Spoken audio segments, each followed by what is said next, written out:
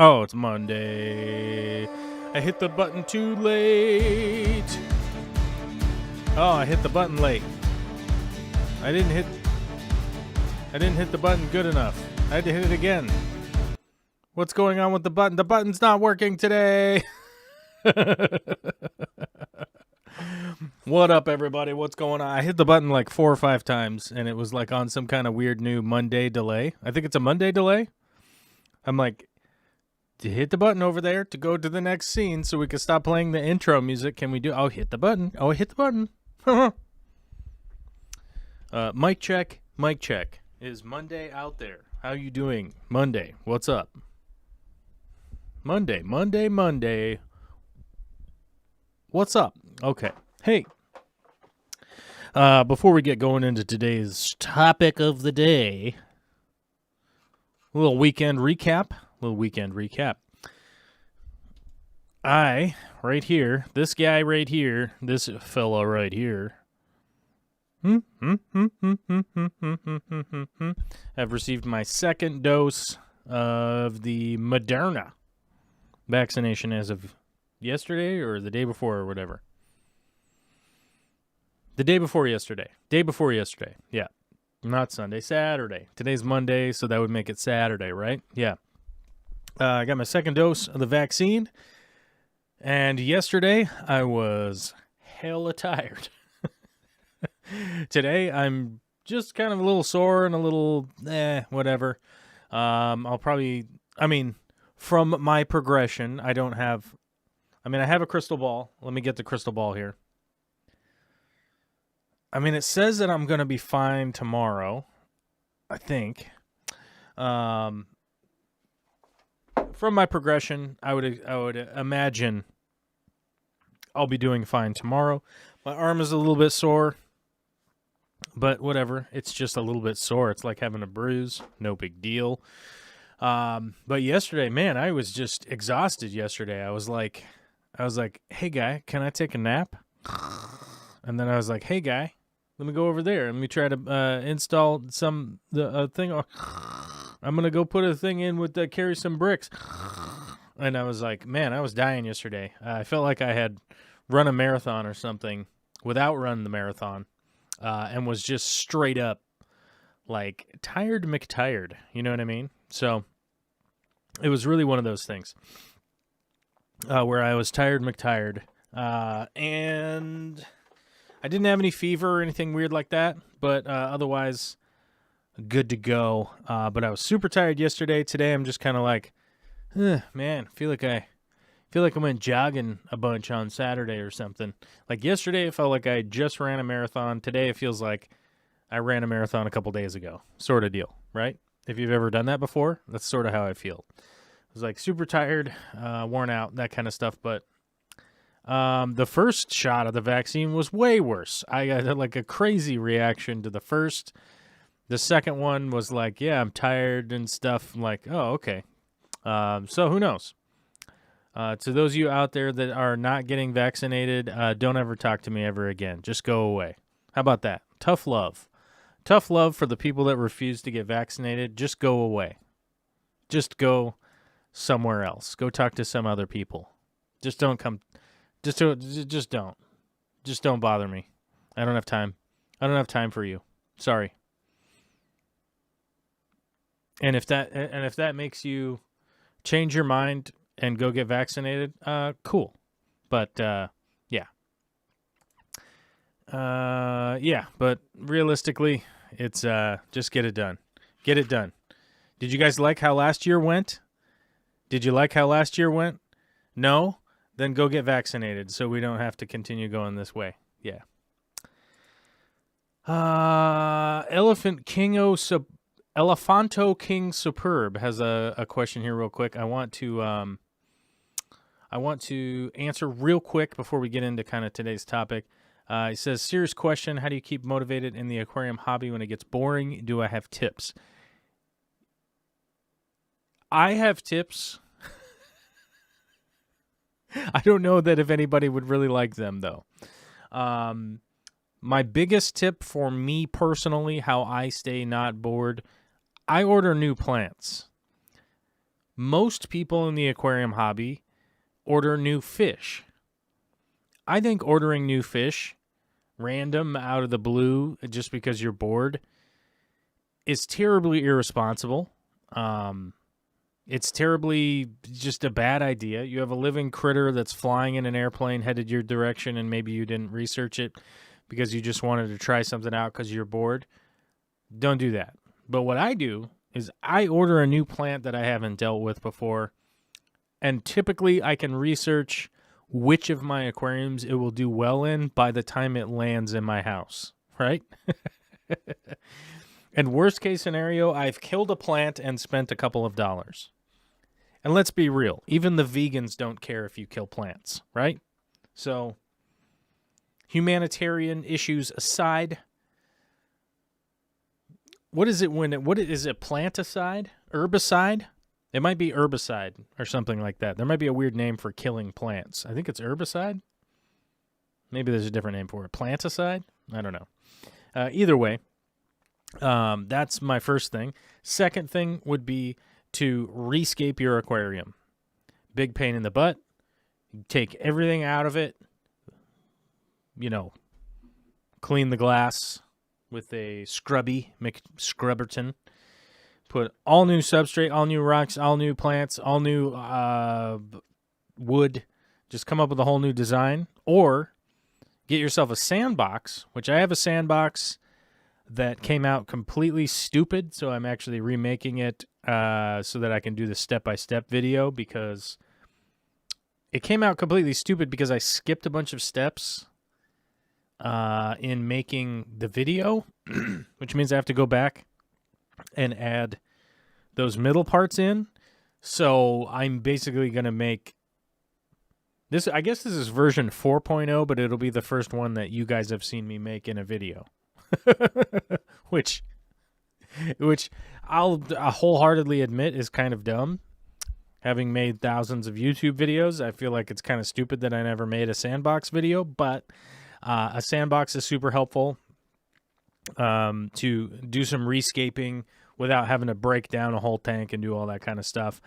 Those would be kind of my 2 points. Order a new plant and rescape the aquarium, because if you get a whole new aesthetic happening in your aquarium, it'll definitely kind of inspire likely some new ideas or possibly whatnot. And it's not super cost prohibitive to take everything out, put it back in again, right? Maybe you got to buy a couple rocks. Maybe you got to buy a couple sticks. Maybe you got to buy a couple plants, but we're not talking about a serious investment of money. You know what I mean? And speaking of serious investment of money, okay. Oops. Oh, no, I pushed the wrong button. Okay, I got to go back over here. I stupidly pushed the wrong button, and it completely reloaded this screen. Oh, no, what are you doing? I want to just go to the list, because it has to do with today's topic. The price has come down significantly, but it is fairly expensive. I just want to give you guys a good... My Lord, I'm straight up pushing the wrong buttons over here today. That's just my life. Okay. But I wanted to give you guys an idea of what it is that we're talking about here with some preventative measures rolling up on the topic of today, which I was going to talk about something else, but it's on my list of things to talk about. So earlier in the chat, Chirish was talking about how ready for California fire season. They killed our power for last year for a week, and we didn't want to have to scramble this year. That's kind of one of the things I wanted to talk about coming up like later in the month, but now is a good enough time as any to talk about the fact that the summer is coming, and I really hope you guys are prepared for it. The part of the world that I live in the northwest portion of the United States, which when you're staring at a map is the left up part. When you go to the left and then up. We are in kind of a unique situation out here in the fact that we have to deal with cold winters and relatively wacky summers, right? Not as bad as so many areas out there in the world. I understand. This isn't a competition. I don't need to hear about the high temperatures or the low temperatures that you had last year. I understand. There are parts of the world that it gets negative 40. I get it. And there are also parts of the world that get to 120 whatever on a regular basis. I understand that. Does that apply to this conversation? Not really. But it is a pet peeve of mine when it's like, people are like, oh, you think 95 degrees is hot? Duh. Okay, I guess go stand out directly under the sun that's 95 degrees all day with no water or anything like that. And then at the end of the day, I'll bring a microphone out there and I'll be like, man on the street, was it hot out today? And then we'll actually have that conversation, right? I'll bust up with a microphone. Check this out. I'm gonna make a microphone here real quick. I got a microphone cover and I got a water bottle, and I can make this happen. Oh, this is the microphone cover that was a terrible purchase, but we'll put it in the video today. Because it's a knockoff brand, and it doesn't actually fit my microphone. But hey, well, I'll use this microphone, and I'll come up to you, and I'll be like, 95 degrees out today while you stood in the sun with no water or anything. Was it hot, sir? Right? And then you'll be like, no, it was hotter once at my grandma's house in Arizona. Cool. Anyhow, we've got the summer months up here in the Pacific Northwest, which means wildfires, weird temperatures that our houses are not designed to handle very well.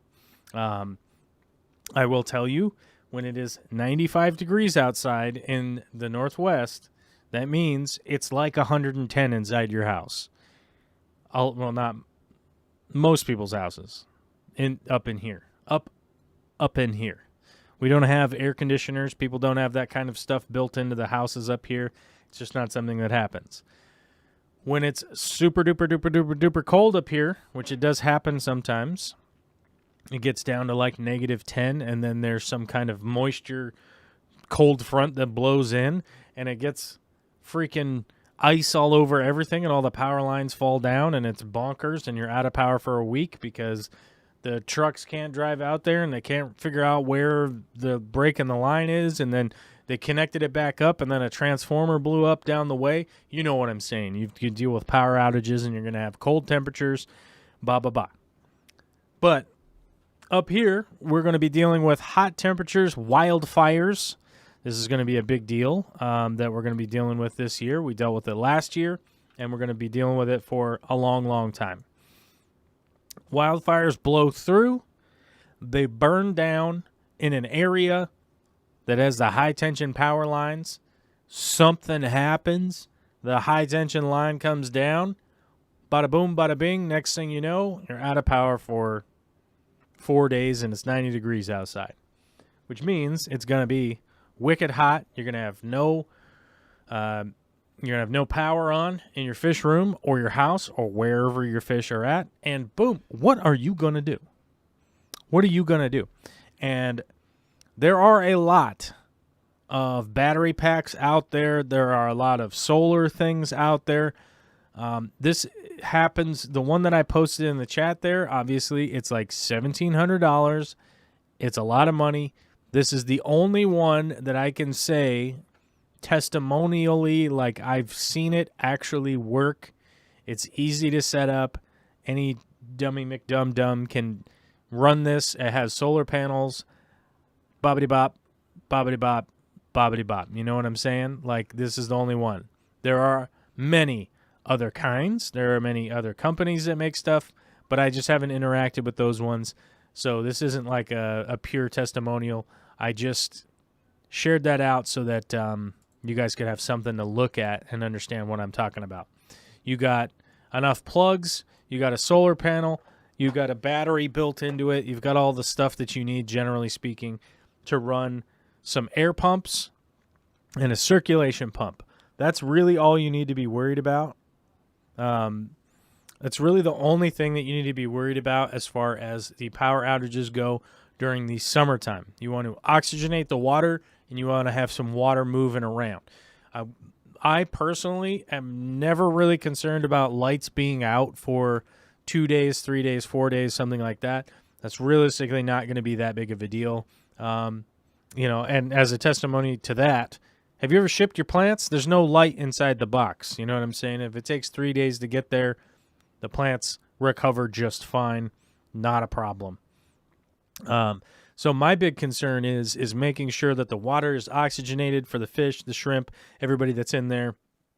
And we have a little bit of water circulation to help keep bacteria alive. Bacteria will continue to live in a stagnant, non-moving tank. Yes, that's fine. But I want to keep that oxygen moving around. I want to keep as much bacteria things going and stuff like that, because I'm going to be not feeding during that period of time.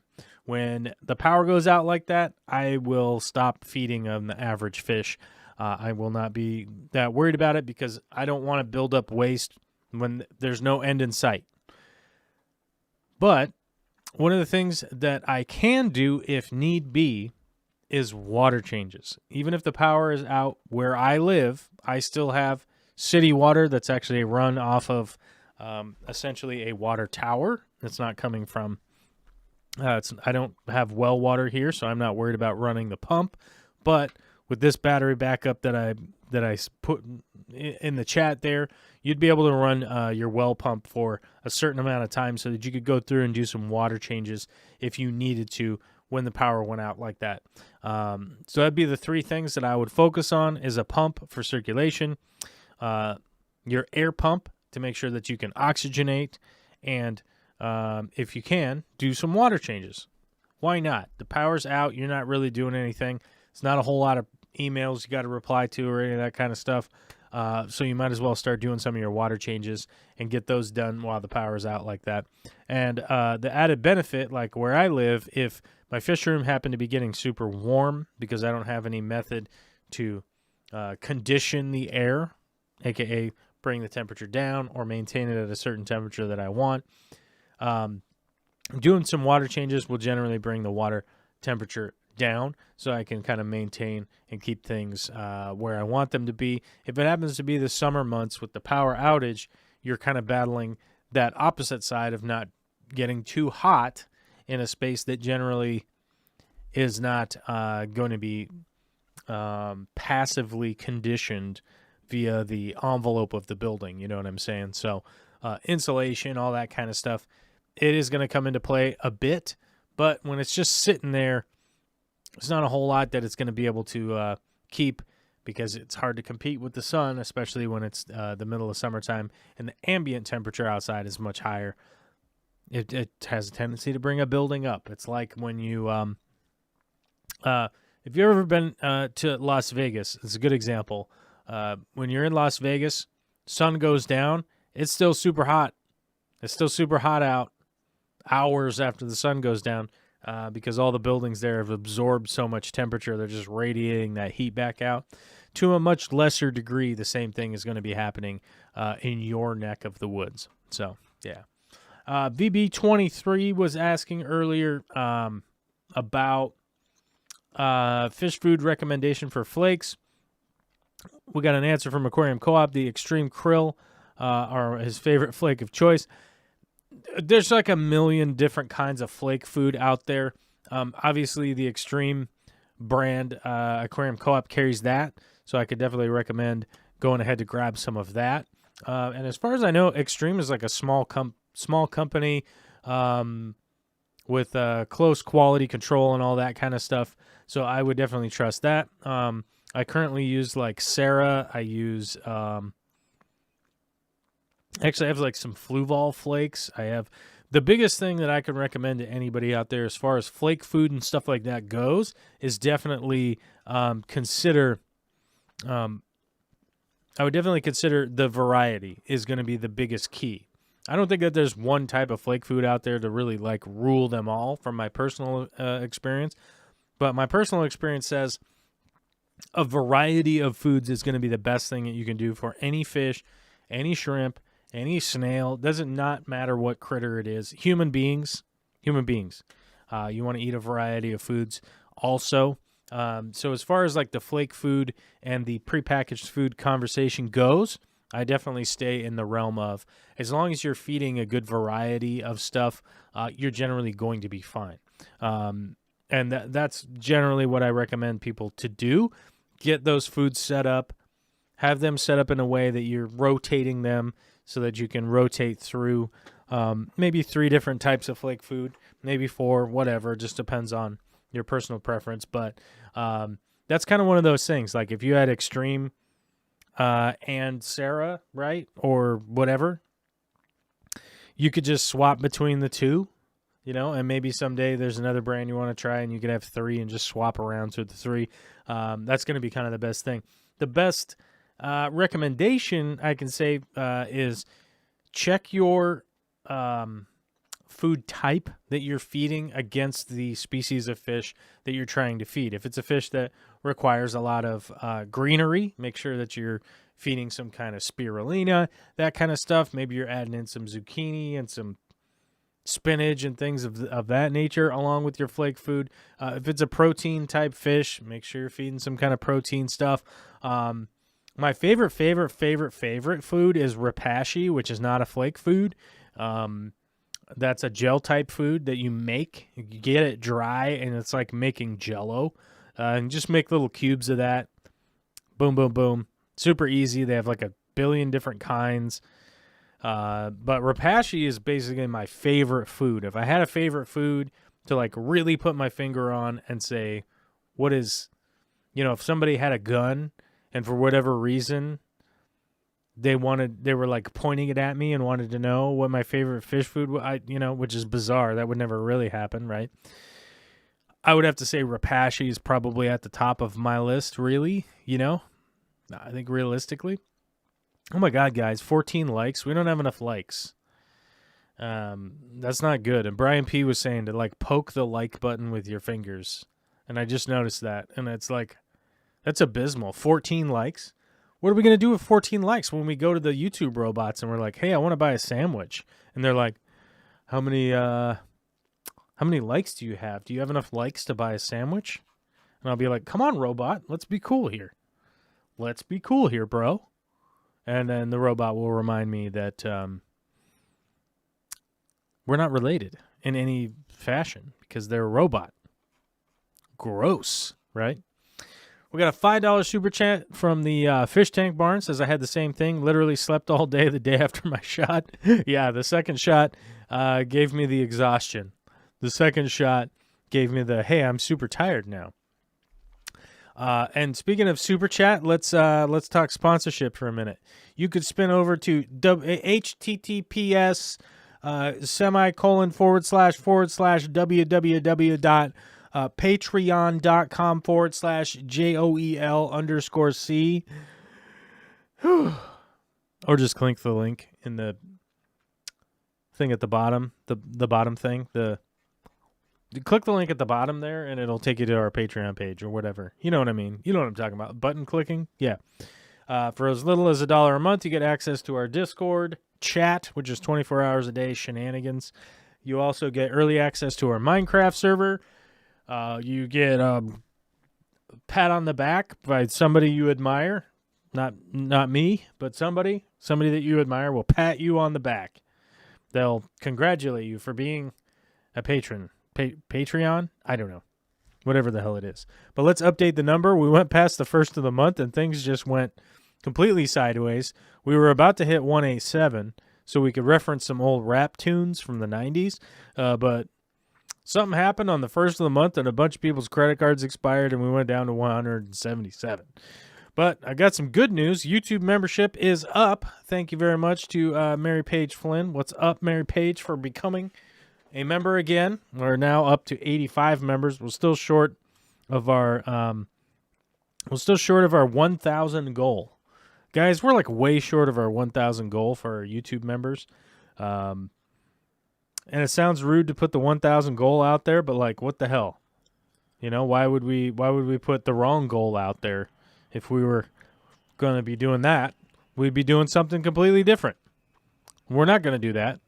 We're going to just be doing it, right? We're going to be doing our thing. 26 likes.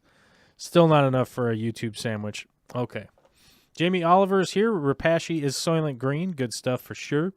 Well, one of the brands of Repashy is Soylent Green. And if you get the reference, that makes you a good person. You'll have to look up Charlie Heston. Then look up his quote. It's people! Yeah, you know what I'm talking about. Probably get banned off of YouTube for talking about Soylent Green, you know what I mean? Dr. Black 66 is here. Hopefully we do we normally do our podcast on Tuesday U.S. time evening. We do a podcast every week. It's goofy, it's shenanigans, and we're a couple of goofballs. And we have other guests, too, that are more important than me as guests. So it's good times. We talk about all sorts of things, from Star Wars to chicken health to whatever. I don't know. I didn't really have a pitch put together, but we have a great time on Tuesdays. Just shooting the old breeze, having a good time. Let's see here. I have people in random places asking if there's any relation now, by the way. I just reply, #no relation, and they love it. Yeah, I still don't understand, like, Bentley Pascoe and Alyssa Bentley, like, why people think that they're in a relationship. It's like one's a last name and one's a first name.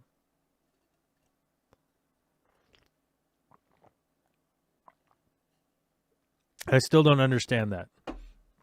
Both of them have been on my live stream. They've been on my show. One of them is their first name, and one of them, it's their last name. And somehow a bunch of people just were like, obviously they're husband and wife or something, and like they're not related in any way because one's a first name and one's a last name. Whereas I guess if there was a lot of people out there named Bentley, or Alyssa, or Steve, or Obs, then maybe I don't know. I'm confused by the whole situation. I don't know why people think that they're related, but it's weird. They aren't. Yeah. The Midnight Lobster. Ooh. I hope the Midnight Lobster is in the plans to create and worship a lobster god or whatever. That's the best Facebook group on Facebook, is the plans to create a lobster god, and the plans to create and worship a lobster Leviathan god or whatever the hell it is. It's like one of the only reasons I even go and look and see what's going on Facebook. Otherwise, it's always just like somebody's grandma's being mad about something or whatever, and it's like, okay, yeah, good times. Oh my God, we have so many super chats. This is like 2 super chat days in a row. Like on Friday, you guys went crazy on Friday and super chatted like crazy. And I don't know if this is like are we setting a trend? Is that what we're doing now, where you guys super chat all crazy and then I feel like super indebted to you guys and then I have to like work more? I don't know how that works. But we got a $10 super chat from Aubrey for the YouTube sandwich money. YouTube sandwich money. It's a good point.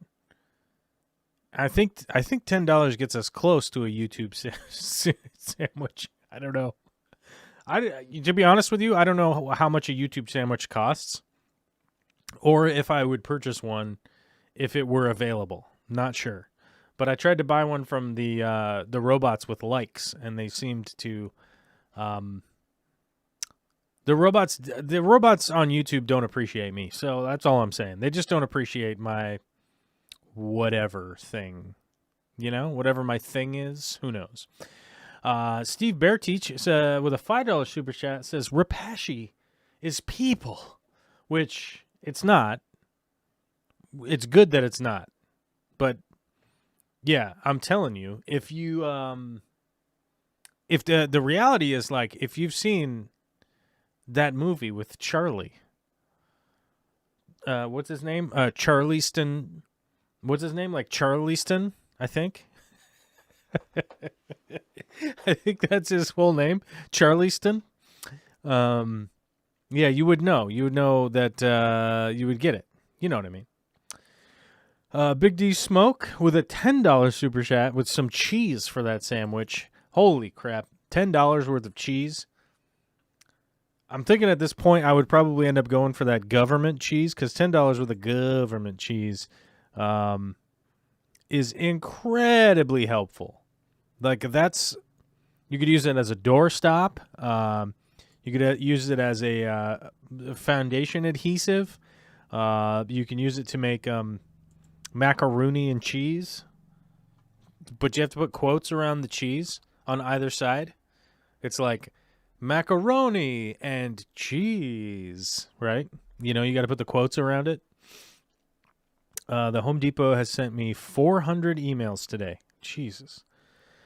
Like, leave me alone, Home Depot. I will buy the things that I need to buy. Like, you don't need to send me emails about it. I'm at your store all the time. Like, just chill, bro.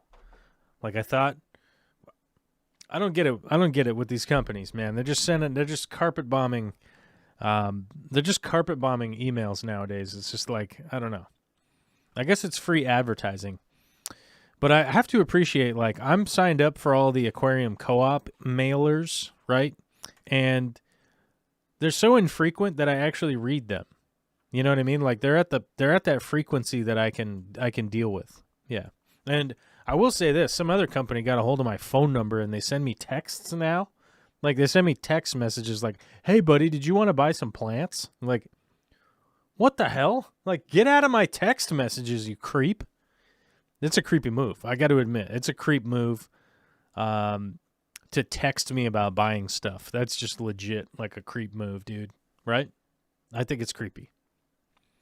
Like, I think we all know what text messages are for, and it's not to ask me if I want to buy something. Don Gallagher is here. He says, all right, you can start. I'm here. Oh, crap. We have to go back now? Okay, hold on. Okay. Hey, it's Monday, everybody. Welcome back. It's Monday. I hope you had a fantastic weekend. I got, I got a vaccination. Oh, let me tell you all about my vaccination. I got tired. Yeah, whatever. I can't start over. I could try. I mean, I could probably do it. I'd imagine that I'd probably have about 50 people wanting to punch me in the neck, though. And I don't need that kind of hassle right now. I already got enough people wanting to neckify me. You know what I mean? Is that a thing? No, I just made it up. Foundation adhesive. Yeah, that's right, man. Yeah, you get your hammer drill. You pop like a 3/4, about 6 inches down, and then you take that government cheese and you hit it with some MAP gas to get it ready. Then you dip your anchor in there, and then you dip that right into the foundation. Boom, boom. That thing will hold up for upwards of 80 years, which is good, Steve Bearteach says the best text is, hey, you up? That's either the best text or the worst text. I would take the plants text over that one at this point in time. Because Vicky ain't sending me that text, and I don't want to deal with that kind of drama at this point in my life. I am old, my hair's gray, and I don't want to deal with that. I don't want to deal with that person that's texting me that. That's not something I want to deal with at 2 o'clock in the morning. You know what I mean? I don't want to do that. It's not something I want to do. I'm not interested. Super tired. Need my beauty sleep. I'm busy doing other stuff. Midnight Lobster says, I ordered some plants and all it said was welcome.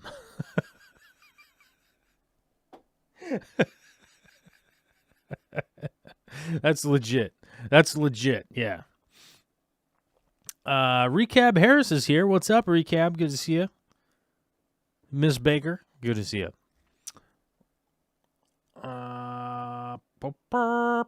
Joel G says, nah, it's true. I'm on the list to donate some tissue to Repashy on the death for use in their products. That's not a list you can join up if you're New Zealander, okay? Well, that's how we know it's all fake. That's how we know it's all fake, because you're in New Zealand. We can't import your body parts for food use. We can't do that. Only lamb and what else do we bring over from New Zealand? Almost all the lamb I used to sell, all them lamb lollipops and stuff, that used to almost exclusively be New Zealander. What else? Venison. If you ever got venison, it was often from New Zealand.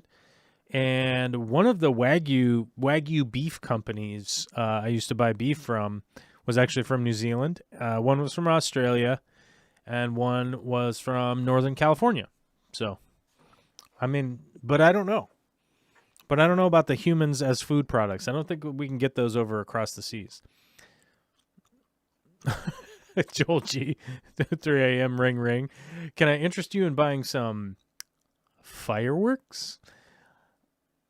I probably would lose my mind. The fireworks thing around here was driving me up the walls. I think those people moved away. I think they moved. They must have moved. Because there's no way that anybody with that like affinity for lighting off fireworks on random days has just stopped. You know what I'm saying? There's no way it's just stopped. There's just no way. No way it has stopped. There's just no way. Jamie Oliver says, New Zealand lamb sucks. The good lamb comes from Texas. No. Just no. Nothing good comes from Texas. Texas is just a garbage. It's trash. There's nothing good coming from Texas.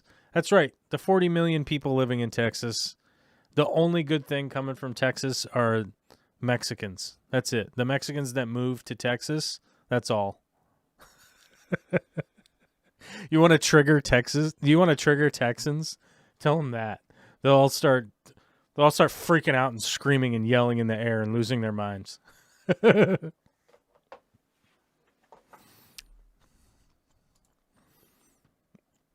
Let's see. I was gonna say usually when I get a "Hey you up" text, it's followed with them asking for a favor. Oh yeah. Well, typically the "Hey you up" text is like a certain physical favor that most people are looking for. You know what I mean? Like a physical interaction in the middle of the night. You know what I'm talking about? Those. There was a fella in the past that.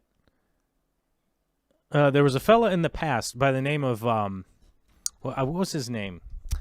He was the easiest of E. He used to talk about those late night phone calls and the physicality in which the relations would have to be engaged with. Yeah. So if you're wondering, you could go back and listen to some of those Easy E tapes, the cassette tapes, and it'll clue you in on what those late night phone calls are. Michael Toes is super pissed now.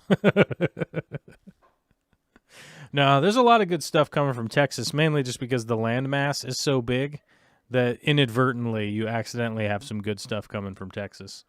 I don't think it's on purpose, though. I think it's accidental. Oh, I guess the other thing that you could say is that something about Oklahoma. I think Texans hate Oklahomans or something like that. Like people from Oklahoma hate Texans or whatever. Like they feud back and forth, right? Yeah. Scoggy McScoggerton got here at just the wrong time. I don't know. You might have been here at the right time. Who knows? You have to go back and watch the whole episode and see where it is that you came in, whether it was good or bad. Because you could have had perfect timing. You could have come in just at the good part. The good part.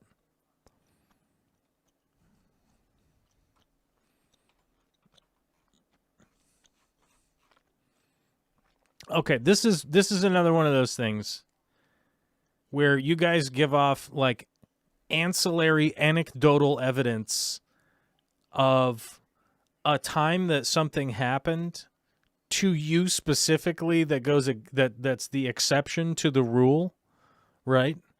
Like, you guys know that I love you. There's only like 50 people here. I love all 50 of you. It's easy to love 50 people. If there was 50,000 people here, there's no way I would love all of you. There's no way. There's no way. But there's like 50 people here. It's easy to love y'all. This would be like a big double classroom or something like that. We don't even have like we don't even have a college-sized classroom here, right? So it's easy to do that. But you can't just say like, hey, this one time I ran a red light, so it must be a good idea to run a red light. Because I didn't get in a crash. I just went right through it. It was a red light. I went right through it. So what do you guys mean we're supposed to stop? You know? You can't just use that, hey, this one time somebody texted me, hey, you up, because they didn't want to have sex, but that's what they text about. That's why that text comes in the middle of the night. That's what it is. That's what that text is. That's the rule. Your exception proves the rule. The fact that you have held on to remembering the exception proves that the rule is that the hey you up text, for instance, is about people calling because they want to do the Humpty dance. Oh my God, Shock G died. Oh, that reminds me, like 2 weeks ago, Shock G died, the Humpty dance. It's a trance. I'm going to have to go listen to that track now. I'm going to have to go listen to some Digital Underground. You know, there's becoming less and less members of the Digital Underground alive, and that's not good. That means I'm getting old also. Chirish and the Midnight Lobster have this one time in band camp. That's right. This one time at band camp. Has something to do with flutes. I don't know.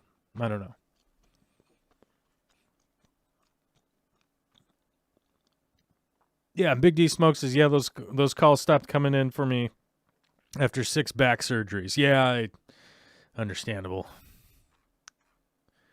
I stopped getting those phone calls. I stopped getting those texts because I refused to answer to them. It took a long time, but they went away. Oh, that's right. Joel G and I are actually related because our first names are Joel, right? Both of our first names are Joel. So that means that we're related, right? And that's how that works. You know what I mean? That's how that works.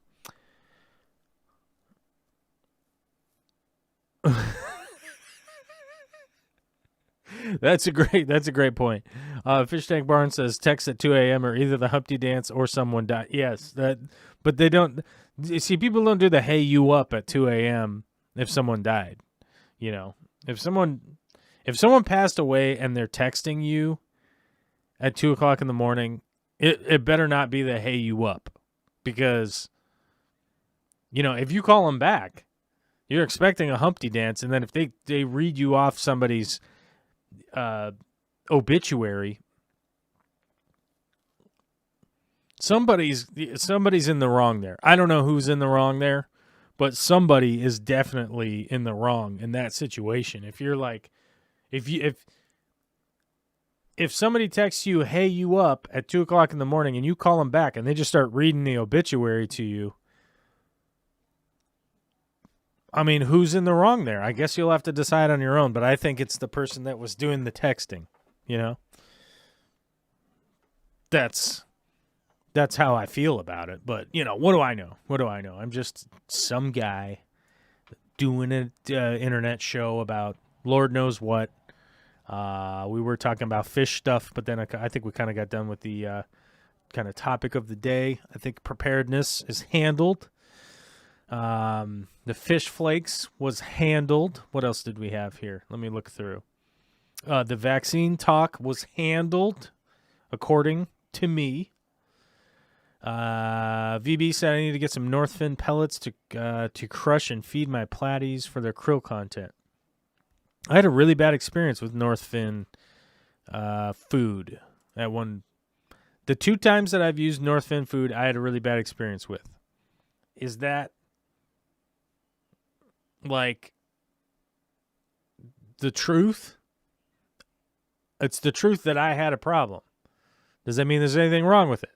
No. But I had a bad experience with that food both times I tried it out.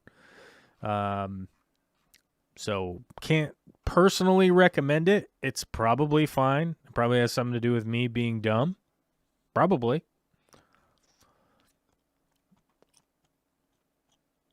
Mike Kinseth says, congrats on getting the members options. I'm confused about the members options. I've had the membership option for a grip. Oh, the membership options. Oh, that's right. That's right. Oh, my God. I got to tell you guys about the membership options. Here it is down here. You could do a prepaid membership if you want. You can do a 6-month. You can do a 3-month. You could do a year. I got a bunch of like YouTube options for people if you want to become a member now. This is not helping. I pushed the learn more button and that ruined the whole thing. But we have membership options that you can do a prepaid thing with YouTube now. Let some viewers buy a 6-month membership at a discount. And YouTube pays the discount, by the way. The YouTube pays the discount. I don't pay the discount. The discount on Patreon, I pay, which is fine. I don't care. But just so you know, you can prepay your membership on YouTube now for 6 months at a discount. I forget what the discount is. I have no idea what the discount is. I pushed the button over here, and then it sent me to a whole freaking dumb thing. But YouTube pays the thing. So if you wanted to become a team leader at $20 a month, you could do that and get a discount. Or you could become a standard member at $5 a month. Or you could become a producer at $100 a month. And what does the producer thing do? That means that you can request I make a video about the topic that you want, basically. If you're like, hey, I want you to make a dedicated video about fish flake food and your experience with it, I would be like, I'll do that. Currently, we have one producer on Patreon, and that producer has never requested me to ever make a specific video. And every time I've hit them up and been like, hey, what is it that you want? And they're like, just keep doing you. It's all good, baby. And I'm like, okay, I'll keep doing what I'm doing.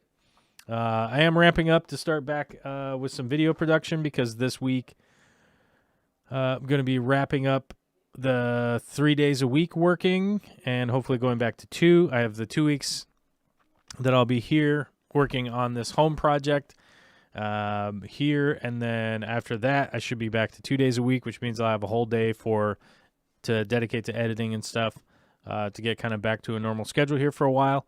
And so I'll be making those videos whenever the videos start getting made. They'll be getting made again soon. Michael Bublow's been watching a lot of your old videos about aquascaping, plant bios, and how-tos.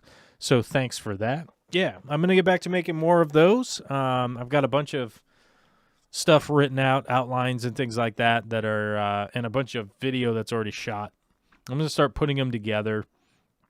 I have a bunch of kind of older videos that I have a bunch of stuff made for that will be tied into once I can kind of travel again, because I have to go shoot the 1 year later thing portion of the video, which you guys have nothing realistically to do with, like on the viewer end, but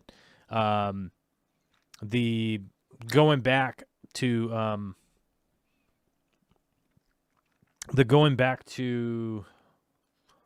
what do you call it? What's the word I'm looking for here? I lost the word I'm looking for. What's the word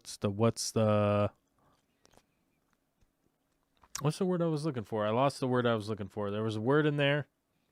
But anyhow, as the viewer, you guys just watch, and then it's like, oh, a year later, just like the transition's 0. But yeah, I do have the return to a bunch of stuff, which is going to be like a pretty cool piece, I think once it's done, I think it will be cool because I don't know. I don't know. I'm happy for it. Plus, I've been making some other videos for some other projects, and at some point in time, I'll tell you guys where those are posted. But right now, I'm just testing them against nobody knowing who I am, basically. Cali, Oregon. I'll be going to Oregon. Anybody wondering, I'll be going to Oregon. So if you're in California, tough. I won't be headed there unless somebody like really like engages. Aubrey Wright says, so can I be a producer for just 1 month and request a video? Yeah. That's how that works. If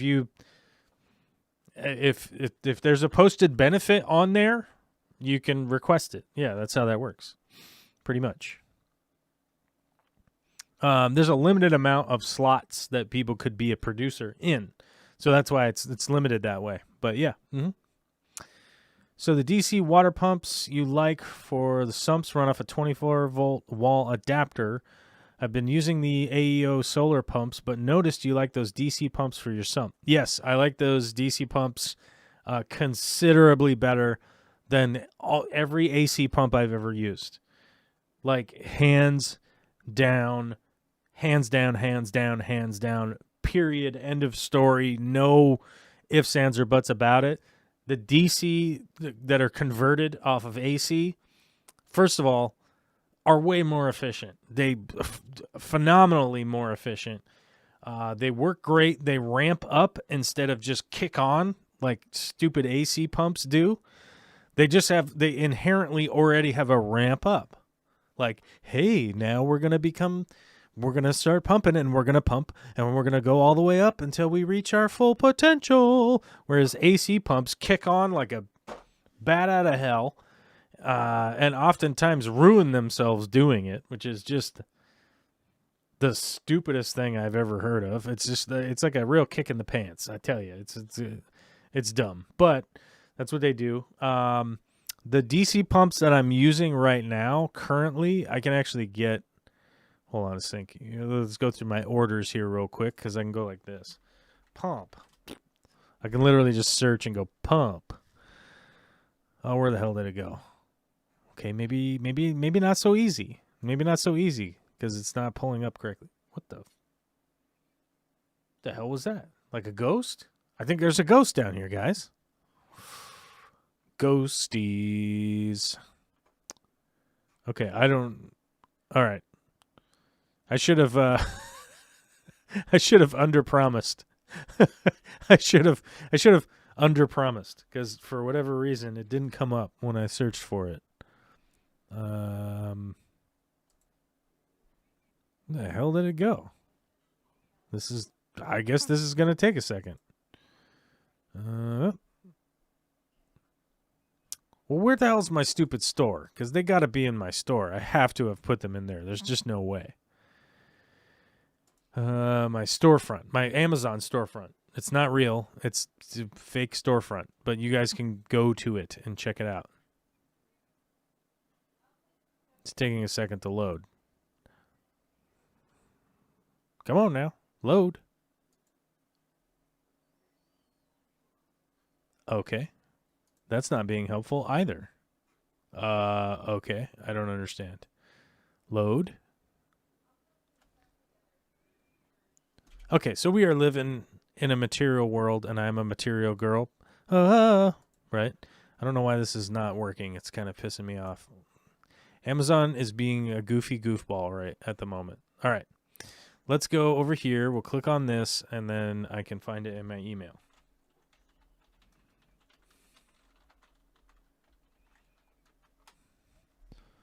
There we go. This one right here.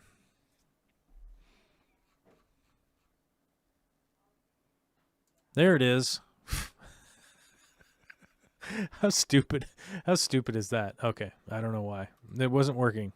I don't know why. But I can find it in my email like right away. So here we go. I've been using these newer Jabal version ones. I'm very happy with how well they work. The price, understandably, is $130, but to get a 2,600 gallon per hour pump is normally that's of like an air quote quality brand is normally $300 to $500. So these work really well for me. They don't break. A lot of people have told me that they break. They're like, mine broke. I'm like, okay, buy 3 of them then, because the like the Ecotech pump. Let's see if we can find it. Ecotech pump. Vertec. It's the Vertec, right? Vectra. That's what it's called. And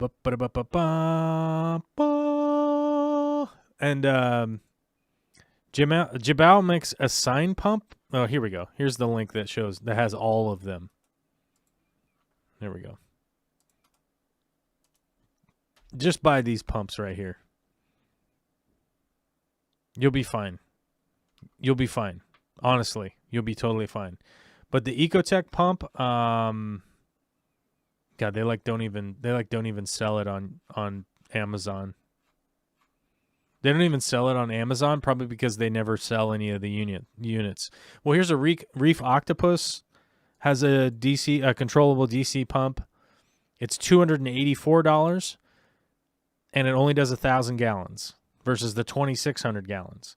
So you're talking about a much wider range of ability with that Jibao, even the sign pump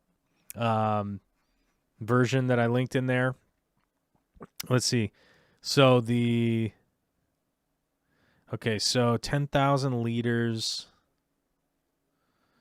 Yeah, here we go. So the Jibao DCW sign DC controllable water pump is $70 versus the $280. So you could buy 4 of these, break 3 of them with a hammer, and still probably it would be cheaper. You know? It would be $4.99 cheaper if you bought 4 of these ones, broke 3 of them, ran them over with your car, and then used the one. And that's even just the Reef Octopus one, right? The Ecotech Vectra pump, like how much is that thing? Ecotech Vectra pump. Vectra, let's see. Let's just see what we get ancillarily. Marine Depot has them for $375. And this is the M2 pump, which I forget. Now, here's the thing. Would I like to use a Vectra pump? Sure. Do I want to pay this much money? Hell no. Of course not. No, I don't want to pay this much money. This is one of those things. It's so expensive, they don't even list the price. Oh, here we go. $475. Yeah. The Neptune Systems is much cheaper than the Ecotech at $350. So get out of here. This is just literally like, these pumps are so expensive. That's why I'm like, hey, just go with the Jibao ones. Because even if they break, you're going to save money. You know? You know what I mean? So, yeah. Yeah, you get my point. You get what I'm talking about. There's some stuff that I say, hey, buy the quality, buy the expensive. But, you know, when you're talking about these pumps, I don't see it. Let's see. Will a bigger pump help remove floating debris in my tank no matter how much I vac my substrate? Generally, like more flow will help move things around so that you can get a chance to catch it with something for manual removal. Yeah, that's what I would do. Aquatic Jack says, tell us how it is, Joel. Yeah, man. Look, I like Ecotech's equipment. I'm just not paying that much money. It's like driving a Lamborghini to your job. You know what I mean? Like you drive a Lamborghini for your commute. You'll lose your mind. You'll break an extremely expensive car. You'll break an extremely expensive car paying way too much to commute to work, right? Same kind of deal. I'm sure the leather is like handcrafted by some fancy craftsman. I don't know. Yeah. But it's just way too expensive. The store I work at sells a decent amount of those pumps. Yeah. Oh, the The Jabal ones or the Ecotech, Steve? I don't know. Let's see. Krager's Fish is a total plant newbie. I'm getting slimy black stuff on the plants in my sump. I'm also plant terminology challenged. I'm describing what it is going on with the plants in my sump.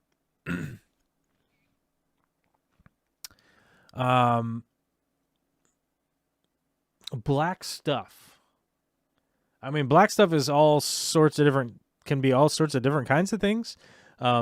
Realistically, as Alyssa says right there, I know that you might have cyanobacteria. You might have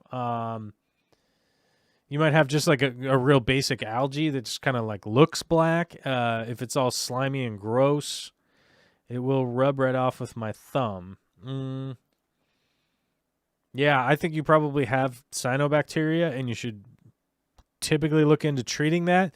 Now, I don't normally give out the recommendation to treat medications into the tank, but I would look into treating the cyanobacteria, likely with some kind of antibiotic. I'm not giving you any kind of specific thing to say because I am not somebody who can be like, hey, antibiotics and chemicals is a good idea for your aquarium because I'm blah, blah, blah, blah, blah, blah, blah. I don't have the, do I have the, oh, no, I don't have my diplomas behind me, probably because I don't want people to, like, know, right? So, you know, me being not like a vet or a marine biologist or whatever, I can say, hey, look into some treatments for cyanobacteria. That's probably going to be where I would start. A lot of times you're probably going to have to just work your way through it with water changes, testing, and trying to find out like where the balance is for your aquarium. Like it's difficult to preach like find the balance in your aquarium. It sounds like a kind of a jerk thing to say, and I get it. But you know, heavy water changes, getting your fertilization, getting your lighting figured out, more often than not, most of that stuff's going to balance out. But if you do have a bacteria like cyanobacteria going on, it is going to be difficult to just treat with water changes and stuff like that. So you might need a chemical treatment. It's like having a sore throat or strep throat. You know, if you have strep throat, you're probably going to need some kind of antibiotics from a doctor. If you have a sore throat, they're like, drink your fluids, take your rest, have some Tylenol or whatever, you know, Advil or whatever the hell thing they recommend you to take. And eventually it'll work its way out. With a realistic test and comparison, with the strep swab, they do that swab to find out if you actually have the right bacteria, blah, blah, blah. You got to do some antibiotics, and you got to go that route. Whereas, you know, if this is just a basic algae, it'll work its way out through the rest. You know what I'm saying? If that's like kind of a parallel that will help you kind of work it out in your head. If you're like, maybe I've got just a little bit of dusty stuff. If it's like dusty, it's normally algae. If it's sticky and gross, it's probably a cyanobacteria. Yeah, just generally with using my words as a descriptor, that's kind of the best I could do. Handcrafted by some crafty craftsmen. I was waiting for something much more creative. You know, the problem is I was going to start talking about elves and all that kind of crazy nonsense, and I felt like it was going to take us so far from the topic that I would be way out there, and I would just completely lose whatever it was I was talking about. And then my eyes would go like all weird for a second, and then I would just start singing a song and then go on to the next thing that had nothing to do with anything. So I just tried to finish the thing. Joel G says, is there a benefit level that allows you to swear in the chat? We just try to stay away from swearing as much as possible. Just for the fact of our basic associations with the rest of the world. You know what I mean? Like, I don't feel like I'm conveying that much as far as, you know, like just information and conversation with dropping F-bombs. But you guys, everybody knows on the Discord that I have a pretty foul mouth whenever I'm just whenever we're just shooting the breeze. You know what I'm saying? If we're just having yucks in the old voice chat, I'm normally like swear friendly. It doesn't bother me. I don't care. I'm not prudish that way, but I don't feel like, you know, swearing a ton is going to bring a lot more information to the stream. You know what I mean? So, yeah. Hair algae is a special hatred of mine, but so is cyano. Pretty much any other algae, I am cool. Black beard algae is the one that pisses me off. That's the one I hate the most. I hate black beard algae. Hair algae, it doesn't bother me that much. Kiwi Mamo. What's up, Kiwi Mamo? How you doing? Hey, how you doing out there? What's going on? Is dang a swear word according to YouTube? No. No, it's the main 7. And if you're wondering what the main 7 are, you just look up the George Carlin 7 swear words or whatever, and then you get them. You figure out what they are. It's a C word, an F word, an S word. Yeah, it's, you know, MFers, you know, that kind of stuff. It's all, like just a couple of, you're limited by a couple of words, just so, I mean, you know, the folks that clutch their pearls, you know, will be offended, basically. Because something to do with the Bible or something like that. I'm not sure. Young Mango is wondering, how important is green light spectrum in your experience? It's not. It's not. I tried green light experiments with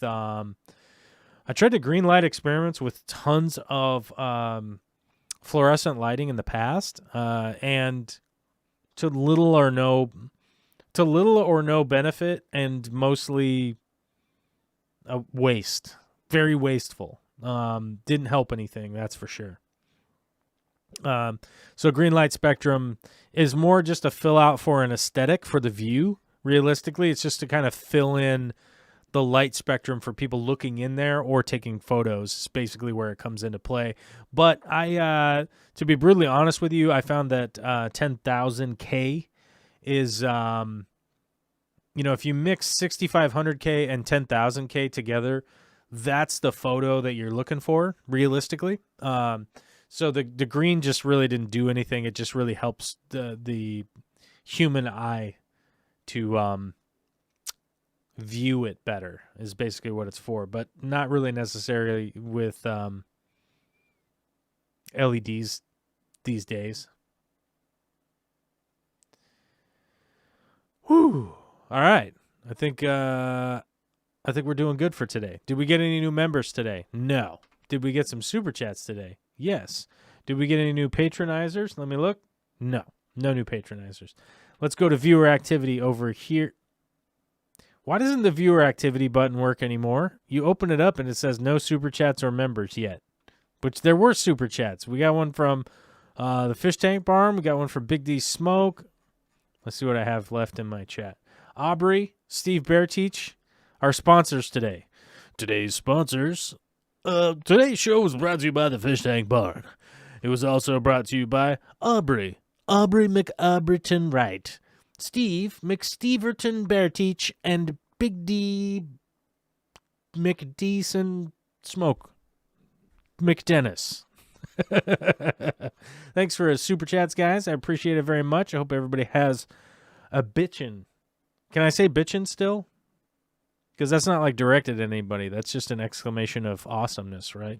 I hope everybody has a bitchin' Monday. It's fantastic. And you hit the like button and you subscribe 10 times over, and then we're world famous, and then we go to click the button over here, and then the next thing you know,